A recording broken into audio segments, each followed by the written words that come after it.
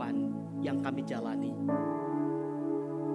Kalau kami boleh berdiri sebagaimana kami ada saat ini, semua menunjukkan betapa besarnya anugerah Tuhan dalam hidup kami. Kami sungguh bersyukur buat Kristus, Allah yang menjadi manusia. Engkau datang untuk kemudian nantinya menderita, bahkan mati di salib, semuanya demi kami. Sesungguhnya kami adalah orang-orang yang pantas mendapatkan murka Allah. Kami adalah orang-orang yang pantas binasa, namun anugerah Tuhan sungguh melimpah dalam kehidupan yang kami jalani. Dan di minggu terakhir di tahun 2025 ini, kami kembali datang ke hadapan-Mu. Kami berkumpul bersama di rumah-Mu ini untuk kemudian datang berjumpa dengan Kristus yang telah lahir, yang telah mati, yang telah bangkit, yang telah naik, yang saat ini menantikan kami untuk kemudian nantinya bisa berjumpa dengan Engkau. Terima kasih untuk kesempatan boleh memuji Tuhan. Tiba waktunya kami untuk membaca dan merenungkan firman Tuhan. Kami sadar sebagai manusia betapa lemah dan terbatasnya diri kami. Oleh karena itu mari Roh Kudus yang pimpin setiap kami, baik yang menyampaikan maupun yang mendengarkan. Setiap kami boleh sungguh terus diubahkan oleh kebenaran firman-Mu. Kami menyerahkan waktu di depan kami sepenuhnya ke dalam tangan cinta kasih dan anugerah Tuhan. Demi Kristus anak-Mu yang tunggal kami berdoa. Amin. Silakan duduk Bapak Ibu yang dikasihi oleh Tuhan.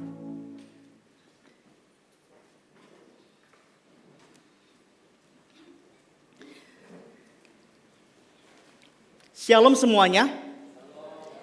Kita sungguh mengucap syukur untuk kesempatan yang Tuhan berikan bisa kembali beribadah bersama. Dan anugerah Tuhan yang terus menuntun kita sampai detik ini. Dan secara khusus pada hari ini kita akan bersama-sama merenungkan teks firman Tuhan yang diberi judul Damai Sejahtera yang Kekal. Dan kita akan merenungkan Yesaya 9 ayat 5 sampai yang ke-6. Saya mengajak kita Bapak Ibu Saudara membaca ayat yang kelima dan saya akan bacakan ayat yang ke-6. Yesaya 9 ayat 5 dan 6, Bapak Ibu Saudara ayat yang kelima, saya ayat yang ke-6. 1, 2, iya.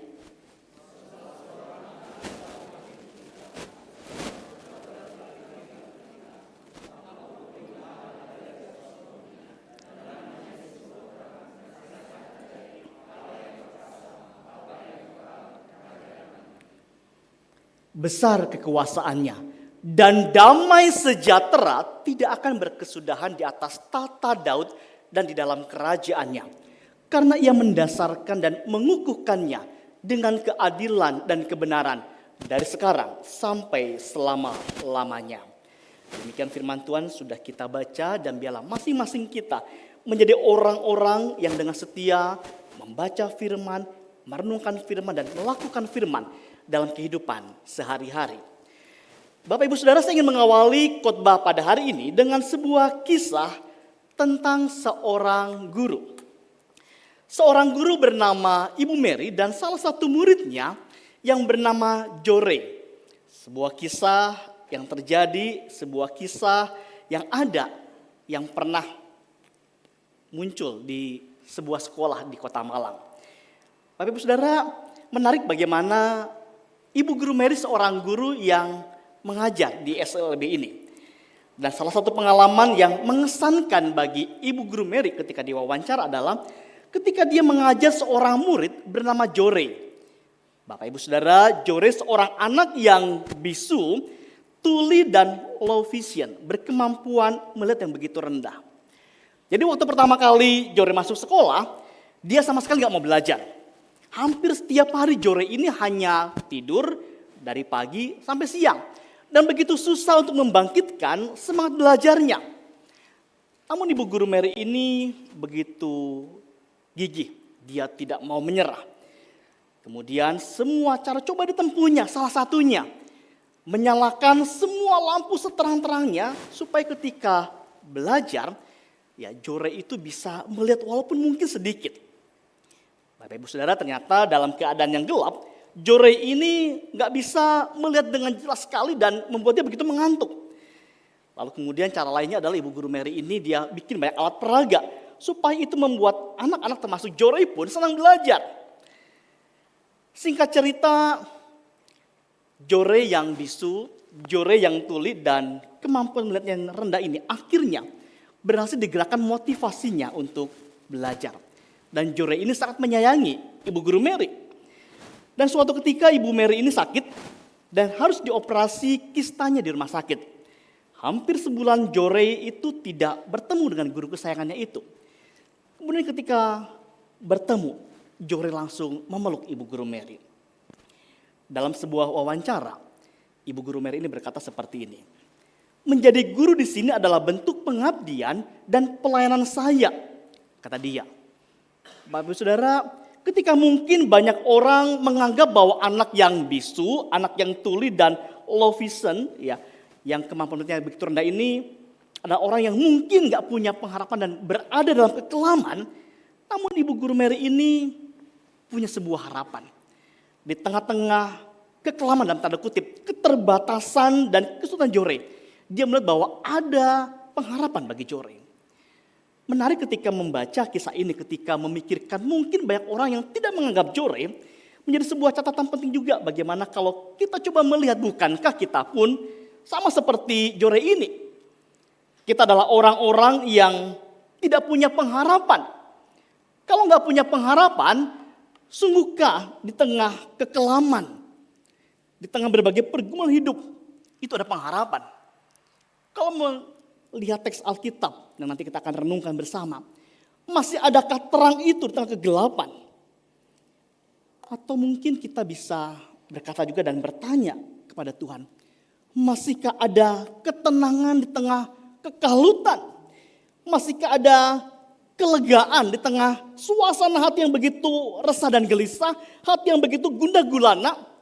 Masih adakah damai sejahtera di tengah mungkin badai hidup, pergumulan hidup, tantangan hidup yang saat ini sedang melanda kehidupan masing-masing kita? Kita mungkin bertanya dan berkata, masih adakah itu? Masih adakah ketenangan itu? Masih adakah damai sejahtera yang kekal? Bapak Ibu Saudara, kita sekali lagi adalah orang-orang yang sebenarnya juga tidak punya pengharapan. Tidak punya damai sejahtera.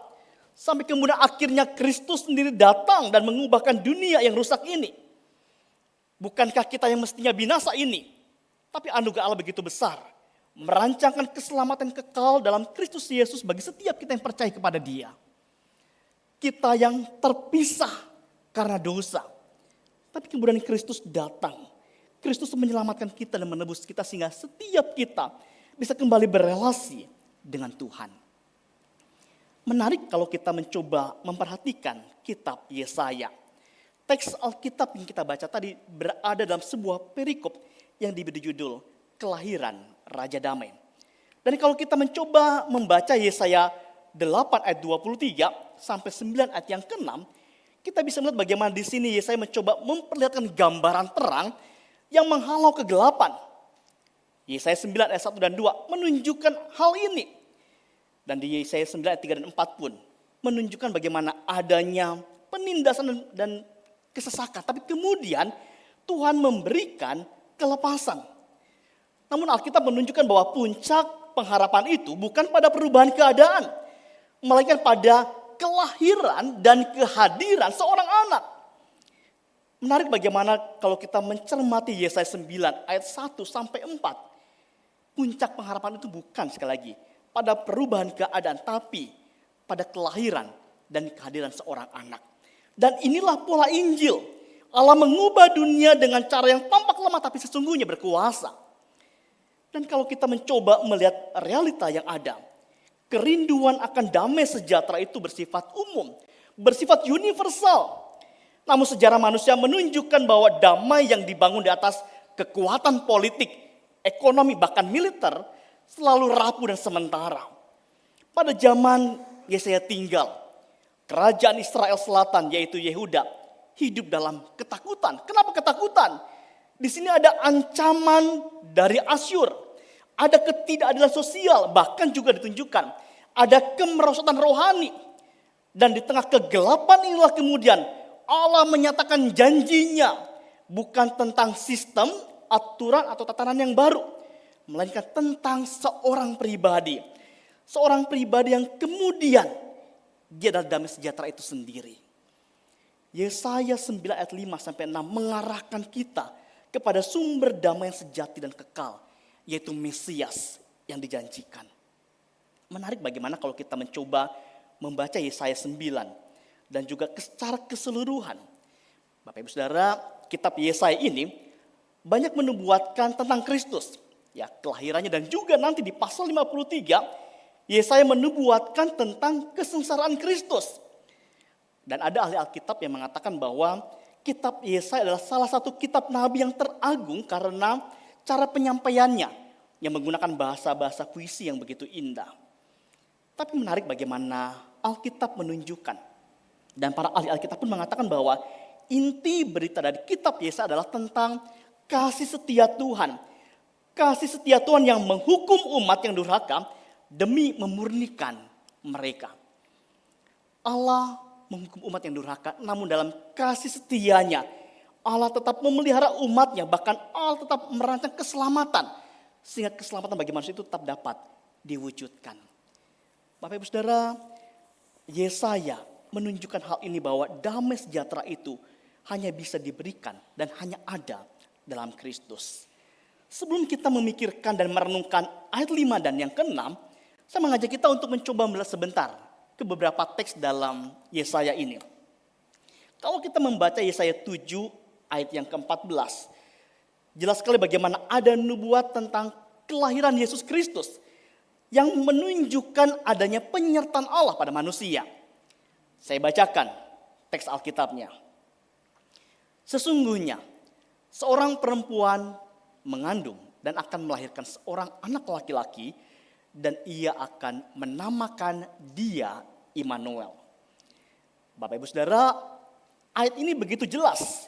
Sebuah gambaran di mana keselamatan itu dimulai dengan kelahiran Kristus yang sekali lagi sudah diberitakan jauh sebelumnya.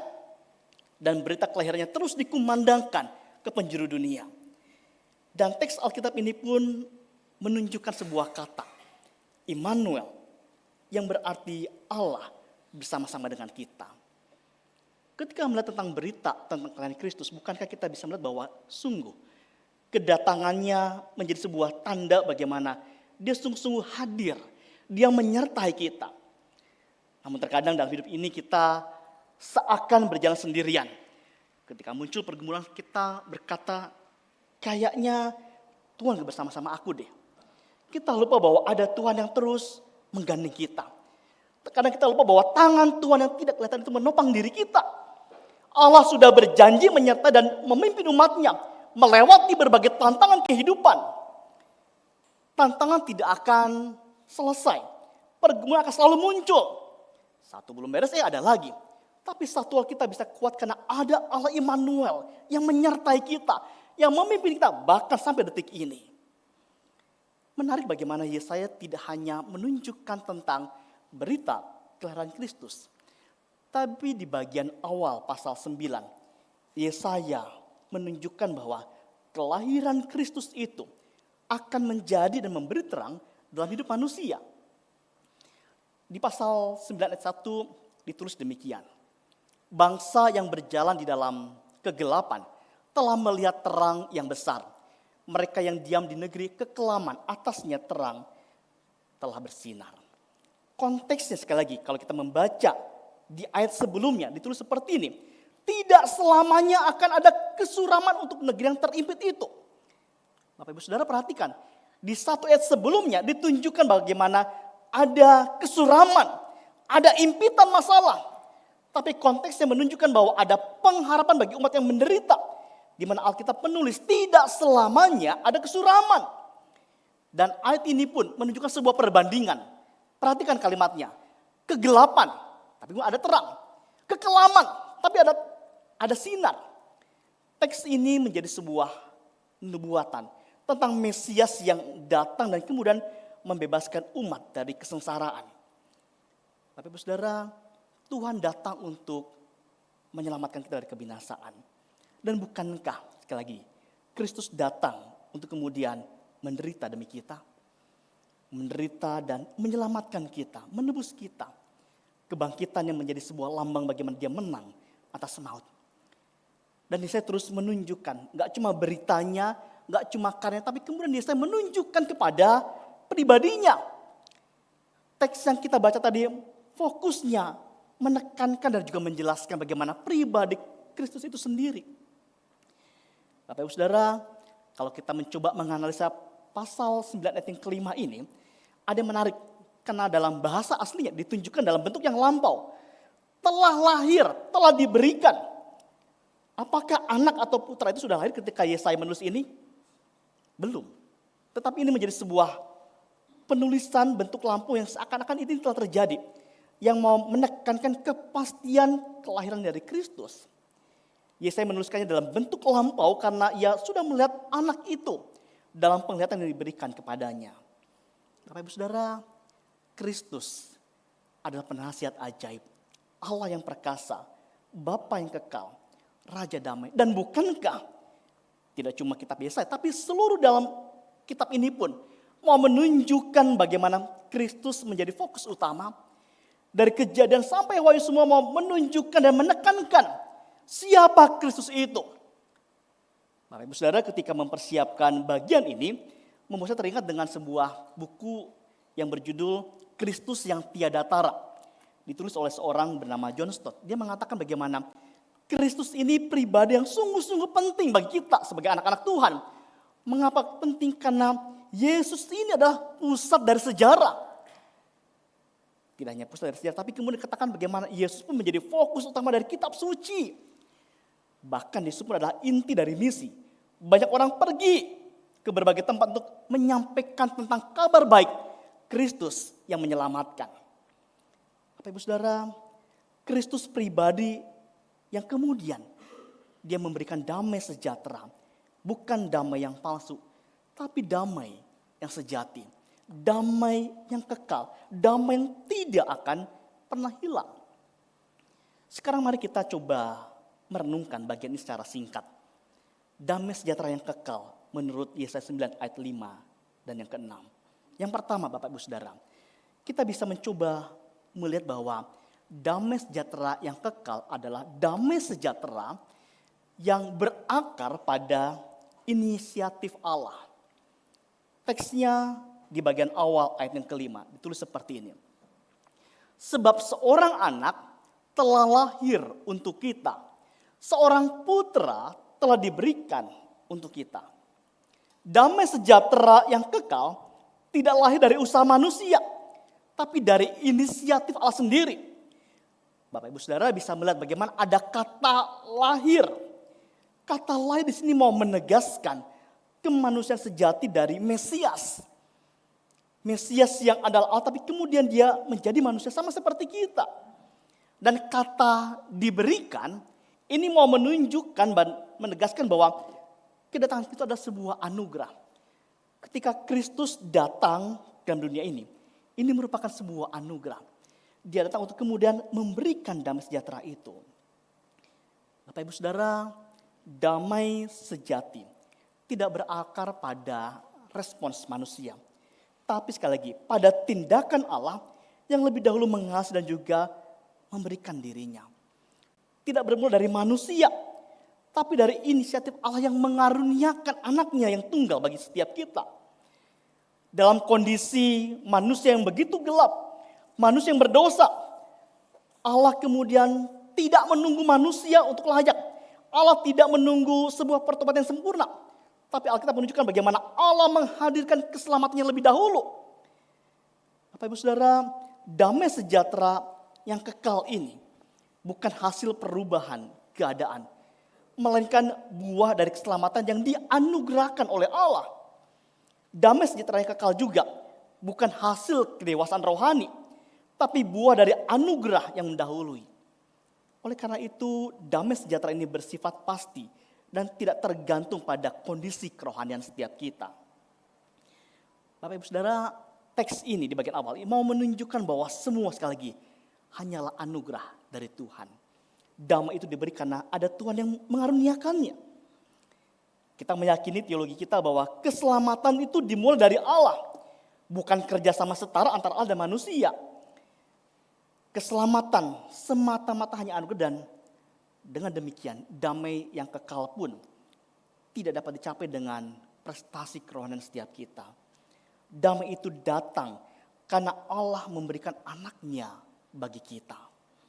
Damai yang sejati hanya mungkin karena Kristus diberikan bagi Anda dan saya, orang yang berdosa. Selama manusia masih mencari damai dari dalam dirinya sendiri, dia tidak akan pernah bisa menemukannya. Damai sejati hanya ada untuk kita di dalam Kristus. Bapak Ibu Saudara, saat ini setiap kita hidup di tahun yang tentunya penuh dengan berbagai tantangan dan juga pergumulan. Mungkin hidup terlihat berjalan baik, namun seringkali tersembunyi kegelisahan, tersembunyi ketidaktenangan, tersembunyi hati yang rasanya gak ada damai sejahtera. Mungkin di antara kita bergumul dengan ketakutan-ketakutan. Takut kehilangan pekerjaan. Bergumul dengan tekanan biaya hidup yang nampaknya semakin tinggi. Relasi keluarga yang renggang. Atau mungkin kita khawatir akan masa depan anak-anak.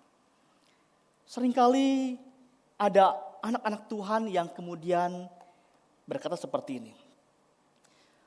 Kalau usaha saya lancar, saya tenang. Tapi begitu sepi, tidur pun tidak nyenyak. Ketika di antara kita pun mungkin bergumul dengan ini. Mencoba mencari pekerjaan yang kok kayaknya gak ada-ada. Sekali lagi, Alkitab mengingatkan dan menunjukkan bahwa damai yang sejati tidak bergantung pada keadaan, karena keadaan itu selalu berubah-ubah. Damai yang bergantung pada keadaan itu tidak pernah kekal. Dan Alkitab menunjukkan dan mengingatkan bahwa damai yang sejati itu dari anak yang diberikan oleh Allah. Bapak Ibu Saudara, Alkitab terus menunjukkan bahwa tidak hanya bersumber dari Allah, tapi kemudian bertahan juga di dalam Kristus. Ini berlanjut di bagian yang kedua, bagaimana damai yang kekal itu bersumber dan juga bertahan di dalam Kristus. Ada kalimat lambang pemerintahan ada di atas bahunya. Teks dalam TB2, tampuk pemerintahan ada di atas bahunya. Damai sejahtera yang kekal membutuhkan pemerintahan yang benar dan berdaulat. Dan bahu ini melambangkan kuasa untuk memikul beban. Dan Kristus sanggup memikul pemerintahan karena ia adalah raja yang ditetapkan oleh Allah sendiri. Beda dengan raja dunia. Pemimpin dunia seringkali mempertahankan damai itu lewat kekerasan. Ya, bahkan juga mungkin lewat hal-hal yang tidak benar. Tapi Kristus memerintah melalui salib. Dia menanggung beban dosa umatnya dan mengalahkan musuh terbesar manusia. Kristus mengalahkan dosa, maut dan juga iblis. Bapak Ibu Saudara, damai sejahtera yang kekal harus berada di bawah pemerintahan yang tidak tergoyahkan. Kristus gak cuma kasih damai, tapi Kristus pun menjaga dan juga memelihara damai itu dengan kuasanya sebagai raja. Oleh karena itu, damai tidak akan hilang ketika hidup bergejolak. Karena yang memerintah adalah Allah yang tidak pernah berubah. Dia tetap sama, dulu, sekarang, dan sampai selamanya. Bapak Ibu Saudara, kedaulatan Kristus itu menjamin keamanan damai orang percaya. Kristus memerintah atas sejarah dunia ini, atas gerejanya dan juga kehidupan kita sebagai orang-orang percaya. Kristus gak cuma juru selamat, tapi kemudian juga Dia Tuhan yang berdaulat. Damai sejahtera tidak mungkin ada tanpa penaklukan hati manusia kepada pemerintahan Kristus. Dia Sang Raja Damai, Dia pemimpin kita. Kita bisa menyerahkan semua kepada Tuhan. Namun seringkali banyak orang-orang percaya yang terus memikul bebannya sendiri. Tidak mau menyerahkannya kepada Kristus. Alkitab berkata lambang pemerintah ada di atas bahunya. Bukan di atas bahu kita. Damai sejati dimulai ketika kita berhenti menjadi raja atas diri kita sendiri. Dan membiarkan Kristus memerintah. Seringkali sebagai anak Tuhan kita menganggap bahwa aku sanggup dengan kekuatanku dan kemampuanku. Lupa untuk menyerahkan semua kepada Tuhan. Seringkali dalam kehidupan kita bergumul dengan kesepian, kesendirian.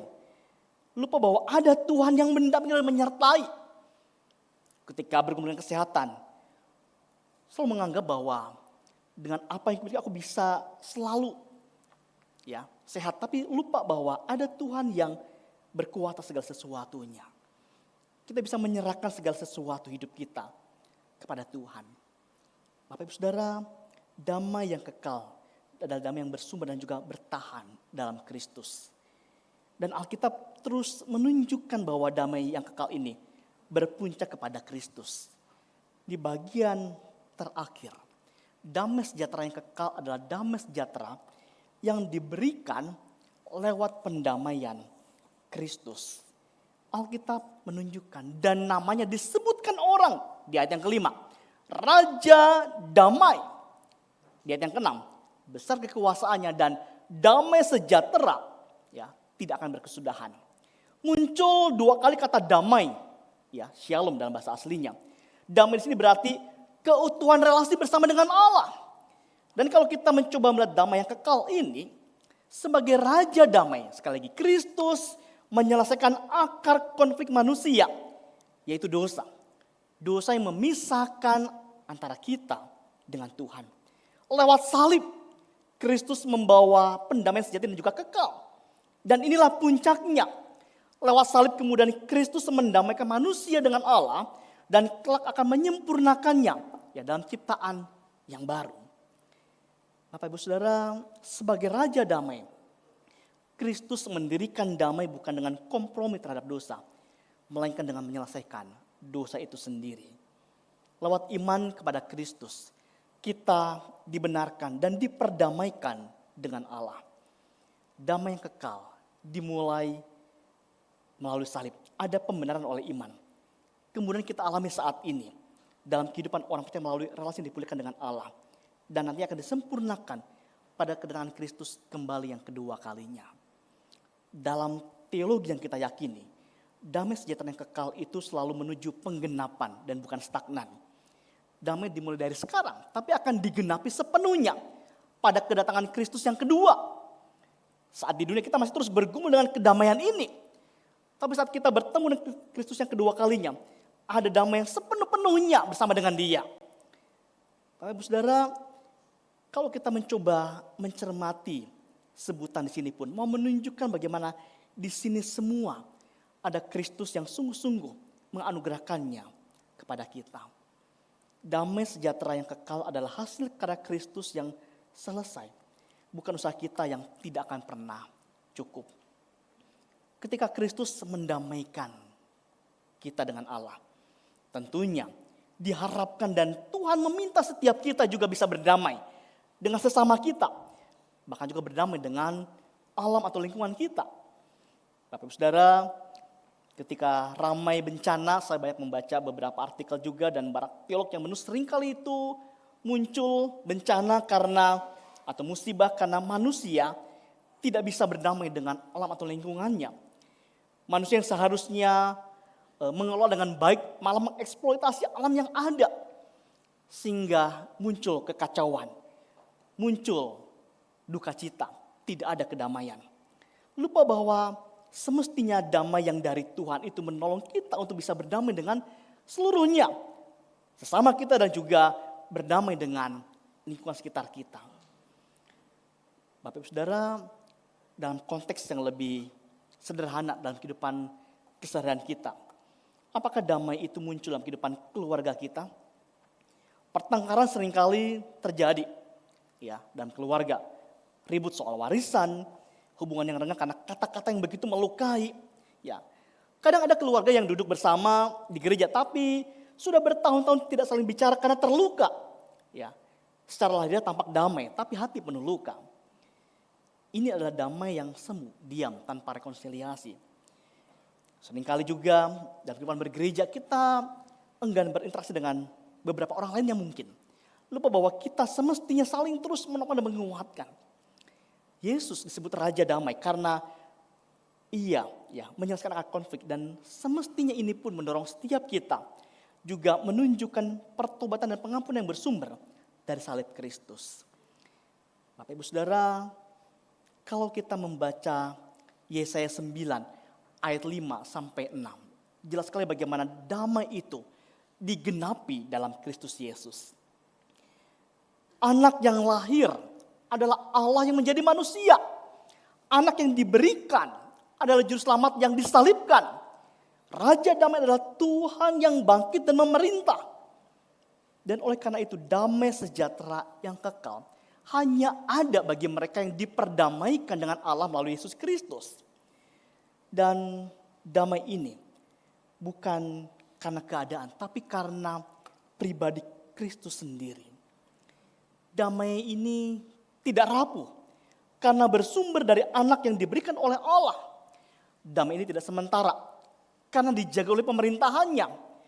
Damai ini tidak dangkal karena berakar pada karya penebusan Kristus.